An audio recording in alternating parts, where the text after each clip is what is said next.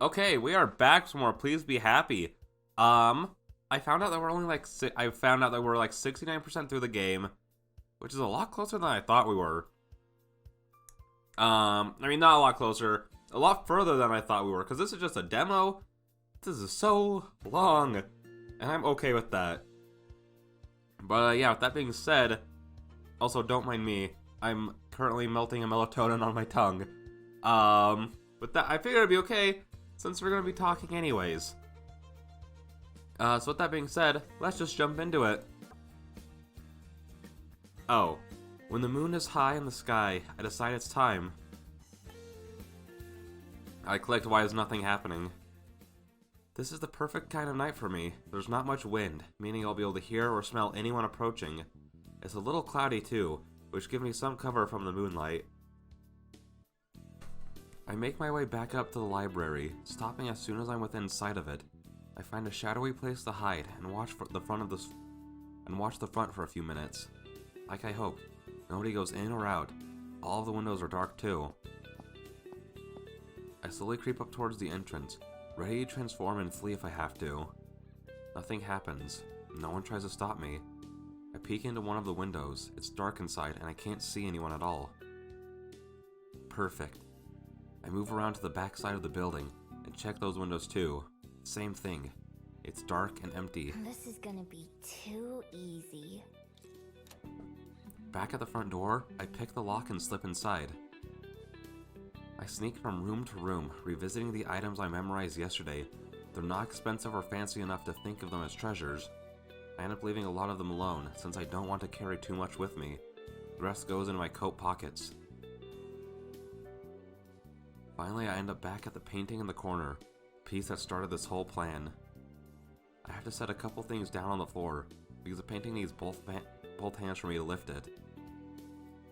We're totally getting caught. Like, as soon as we go to, like, lift it, the one girl, what was her name? Oh, I don't remember her name, but she had, like, the fancy suit one. Who I would totally kill to have the suit of. She's just gonna come out and be like, hey, yo, what you doing there, buddy? That sort of thing. It's heavier than it looks, though it's not very big. That's probably a good sign for how much it'll be worth. I have to jiggle it a couple times to get it off the hook, but I manage. Tucking the painting under one arm, I pick up the other goods from the floor. This should be enough for one night. Best to get in and out quick. I start to head back to the front door where I came in. Before I get there, light floods the room. My heart starts to race as I immediately prepare to run. A quick glance over my shoulder shows the woman from last night standing at the top of the stairs. Her eyes are glowing blue with anger. She takes a step forward, not seeming to touch the stairs. Leave that painting alone. I've got to get out of here now. Throwing caution to the wind, I clutch my spoils tight and charge for the door, trying to make myself as small a target as possible. The painting is too big for me to transform and still hold on to it. So I've got to do this on two legs. Please. I don't stop. Oh, we didn't learn her name. Just like my arrival here, with the guards at the skyport, the thrill of being chased has already taken over. It's exciting and scary at the same time, but either way, it spurs me to move faster. Using my shoulder, I crash out the front door and into the night. I run as quickly as I can, keeping an eye out for patches of slick mud or puddles of water. The path I take goes for far past Mount Victoria and my den, ending up in a small residential area. I stash the painting under a parked car and then take my fox form and crawl under a house, upsetting the mean gray cat who is already hiding there. It makes a low growling sound and I glare at it, desperately willing it to be silent before it gives away my position. I growl back as best I can, and that seems to scare it into shutting up. I'm not sure if I was being followed or not, but I don't want to take any chances. After 10 minutes or so, I climb out, pick up my loot, and sneak back towards my den. Now that the excitement has worn off, I just can't keep the smile off my face.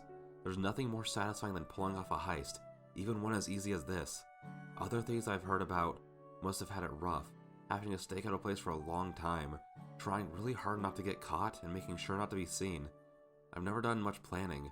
I just do whatever feels right. My ability to transform makes it pretty hard to catch me, although I have had to leave stuff behind, behind the stuff I was taking once or twice. And honestly, it would get boring if I never got caught and had to run. I feel so bad for doing that, just because, like, she was so nice, and then our immediate first action against her is, yo, let's steal her painting, get caught, hear how upset she is about it, and then dip. It's like, man, I feel like a dick. My good mood lasts me all the way home, and then disappears when I see who's waiting for me. What? How did she know? Well, more specifically, how did she know where to find us? The woman in white. She stands just outside my den, looking like she doesn't care at all about the cold or the mud. In fact, her perfect clothes don't seem to get dirty at all. With her back to me, she's staring up at the moon, but she faces me as I approach. She has that same calm presence as when I first saw her, but I can see a mournful look in her eyes, which have gone back to brown instead of a furious blue. Oh, so she must have some... I completely forgot that her eyes weren't, like, originally blue. It's been, like, a week or two since I, like, did the last 2 episodes or something. Just because I got super busy. I didn't remember... I forgot that her eyes weren't blue. So does she have powers too? My heart quickens, almost suffocating, as she watches me intently. I know how quickly calm can turn into anger. I should run, but I can't look away. How did you find me here? Before I even got back? A friend of mine told me you might be found here. Oh? Her voice is soft and warm, unlike the way she shouted back at the library. A friend. But who? I wasn't followed, I'm sure of that. With the shock of being found wearing off, the realization I'll need to find a new place to stay sets in. After all that work, too. I apologize for showing up uninvited. I'm here to ask that you please return that painting to me. You may keep the frame, if you like. But the painting itself is very dear to me. Dude, now I feel like even more like a dick. Like, we just stole from her, and she's like, listen, yeah, you can keep the loot. Can I just have, like, the part that's valuable to me personally back? And it's like, gosh, Dar, how could you steal from her? I looked down at the portrait. I've been carrying it for a while now, but I haven't given the picture itself much thought. That is a very good painting. I love that. I say I love that to everything in this game. So far, I love this game. And I was looking at their website. I don't know if I mentioned this in the last episode, but I was looking at their website. I'm like, there are so many visual novels here. So many good things that I want to read through. It's a beautiful painting and clearly very old. The girl shown in it is wearing a long, flowing dress, looking down with a small smile. And also... She breathes out slowly, and my eyes narrow. It's the sound people make when they're acting calm, but they're angry. Should you want it, I have an extra room available in my library, with a soft bed and a warm meal. You may stay as long as you wish. Why is she being so nice to us? It's getting to the point where I'm confused. Huh? Yeah, me and you both, mijo. After I just tried to rob her, she's offering me a place to stay? That's what I'm saying. Okay, now I know this must be a trap. There's no way. Although, it's the same thing she asked me last night, before I broke in. I'm sure she doesn't remember that. Why? Because I have more beds than I could possibly fill, and more food than I could eat. She's trying to get laid. That's the main reason. You're cute, she wants it, that what else needs to be said? If there is someone who wants or needs them, is it not appropriate to share these with them? Is it? I'm not sure what answer she wants to hear. She looks at me again, the same expression as it was at the library. Well, her offer does sound kind of tempting. I guess it's not like my place is as nice as yours. Not anymore, at least. Not after it rained and made half of it mud. I looked down at the painting again. If I sold it, it was just going to be so I could buy the same thing she's offering me. I still don't trust her. I've watched people enough to know better than that. There must be something she wants. But I don't think she wants to hurt me. She knows I don't have anything worth stealing. If she did try to pull something, I could just run away. It's only one night. I can come back and try again or find someplace else to take from. I look down to the burrow past where she's standing. It looks less a den and more a pile of mud.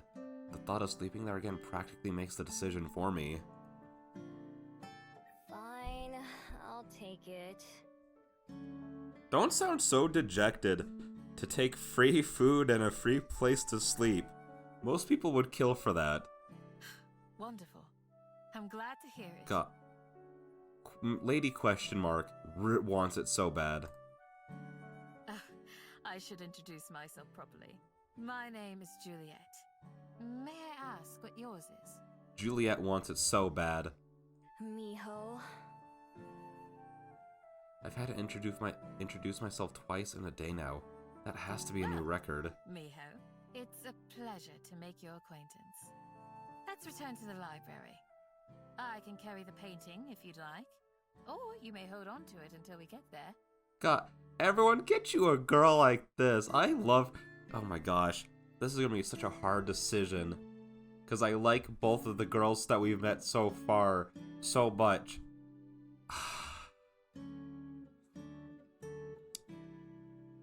Too much of a good thing, if that's all I can say. I shrug. Here, feel free. She receives it very gently, and I quickly fall in beside her as we begin to walk back. To my relief, she doesn't try to make any conversation. Instead, she silently cradles the painting as we go. When we get back to the library, the lights are off and the door is still unlocked.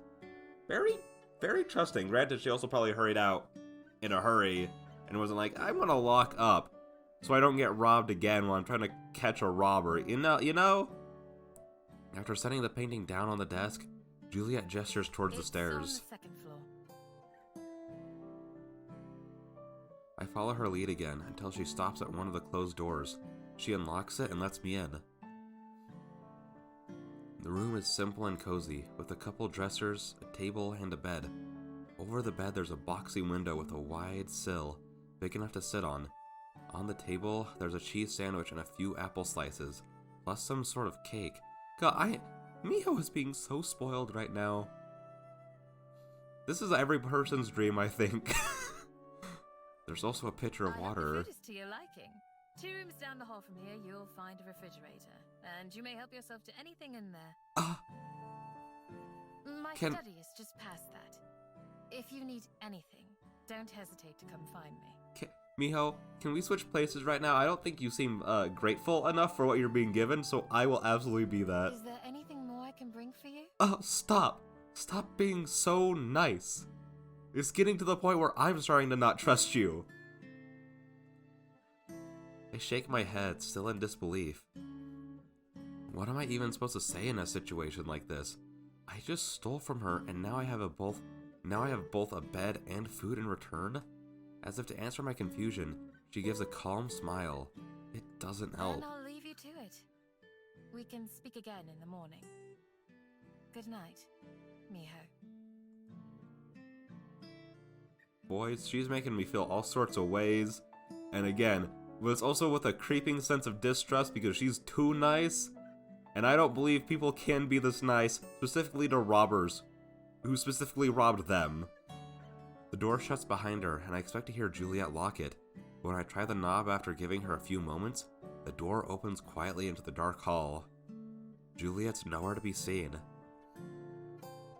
I pull the door back shut behind me and inspect the room, looking for any hidden threats. I also check the food, sniffing it to make sure there's no poison or anything. If there is, I can't smell it, and so I dig in instead. Whoa. This is really good.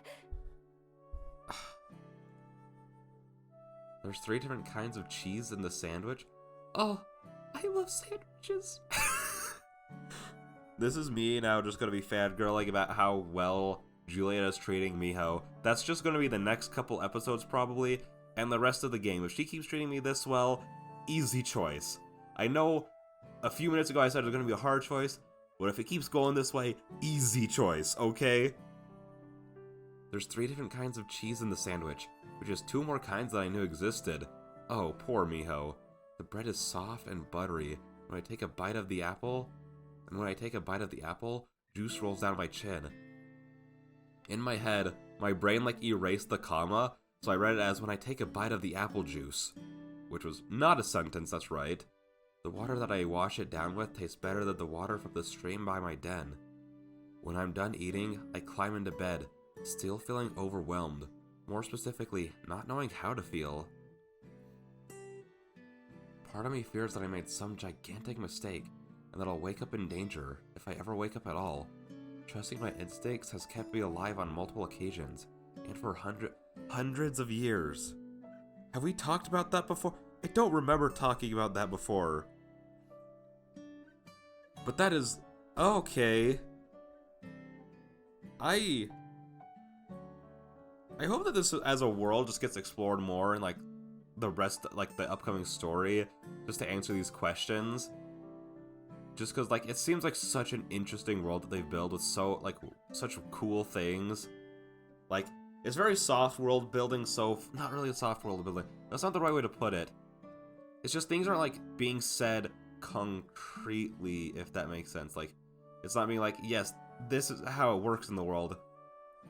It's kind of like going with like the writing style that I'm personally trying to get better at, which is just like having like things just not even like be like talk or explain, just the characters being like, yep, this is it, like I've lived hundreds of years, there's this weird creature floating in the air, there are some mermaids there, no explanation. They're like, yeah, mermaids exist in this world, wacky, right? But also like not necessarily an issue with that kind of writing style, but it just tends to leading to be like at a certain point, depending on like the world that's actually like being set up, it could require an explanation at some point. But I like that it could be like, the problem with that, people probably don't come to these videos to hear me talking about like how to like different writing styles and like how like the positives and negatives of those kind of styles. But anyways, the good part of like doing like this kind of like world building without it being like just a ton of exposition is that it lets you get invested in the story before hitting you with like not necessarily like the more boring stuff, but if you're not invested at that point, then it will be boring. Like just comparing it to like Fate was very heavy in the very beginning before investing you at all of exposition, which is why I think that if you're not already a Fate fan before reading the visual novel, which is backwards considering that was the first thing of Fate to come out, it can be very hard to get into it with that, because even with me being invested in it, the exposition still kind of got a little boring. So with this, I like that it's like using like this whole like demo section of just like introducing you to the world very softly, just being like, yep, that's a thing, this is the thing, this is the characters. Almost no exposition at all, if any, and it's all so natural and well like just naturally put into the story. I said natural twice there, but that's whatever, it's fine. So I really like it so far. Like it's just funny that this is the kind of writing style that I'm trying to emulate so far, which might be why it's like clicking with me so much and I'm like got so invested in this story and like this just novel in general so quickly. I love it. Anyways, let's get back to the actual story, the thing you're here for. But something tells me I don't have anything to fear from the woman, who I can only assume as my host and the owner of this place. Oh, was that... Oh, okay, I was about to say, if that was the last part, then I feel a little bad. So with that in mind, I pull the blankets up to my chin and adjust the luxurious pillows beneath my head. Who knows, maybe the morning will bring trouble with it. But right now, just sleeping sounds alright. I think I'll end the episode there. Just for the sake of, I like ending it on scenes, like the end of a scene, that, or like an end of a section, that kind of stuff. So yeah, with that being said, I'll see you guys in the next one. Bye-bye.